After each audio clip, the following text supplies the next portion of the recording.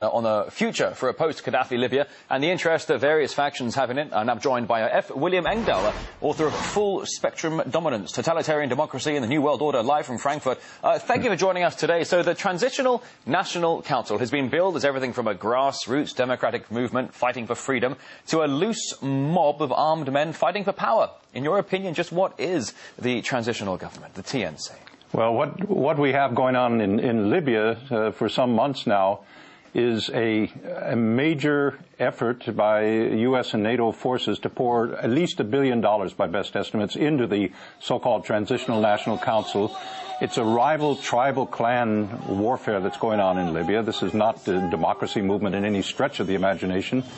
It's simply an insurgency being supported covertly by U.S.-financed arms shipments into the rebels, and in order to simply carve up the oil fields and get it into Western hands rather than in Libyan state hands, which Gaddafi held firmly to. That's, I think, the real underlying issue in this whole NATO bombing of Libya.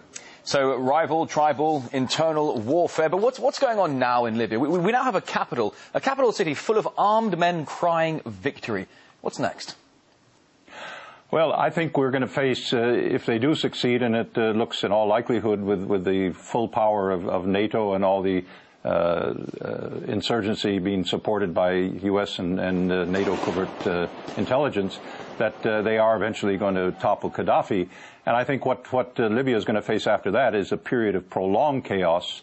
Nobody knows the outcome. This is, as I said at the beginning, this is tribe against tribe. This is not democracy against totalitarianism.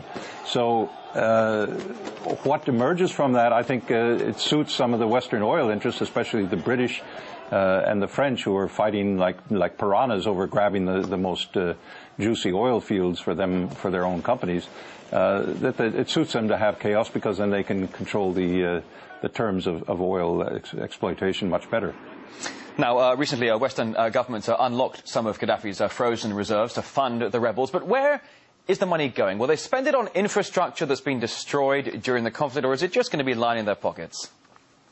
Well, this is what nobody can predict. I mean, these are not, for the most part, people schooled in democracy over generations. These are, as I say, just people who've been promised the control of the oil in return for making an armed revolution against the established government of Libya. So, NATO is doing this under a manipulation of the Gulf Cooperation Council several months ago, where Saudi Arabia got a deal with Washington on controlling Bahrain from revolt, in return for which Saudi arm-twisted the GCC members to give this apparent support for a UN intervention, military intervention by NATO. And ever since then, it's been the most brazen violation of international law that we've seen. It's incredible to me that the international media doesn't debate some of the legal aspects of this, regardless of whether Gaddafi's a good guy or a bad guy. This is a precedent that is going to be used time and time again, no matter who. Well, you mentioned Gaddafi. He's nowhere to be found. What do you think he could be planning for his next step? I have absolutely no idea what he's planning.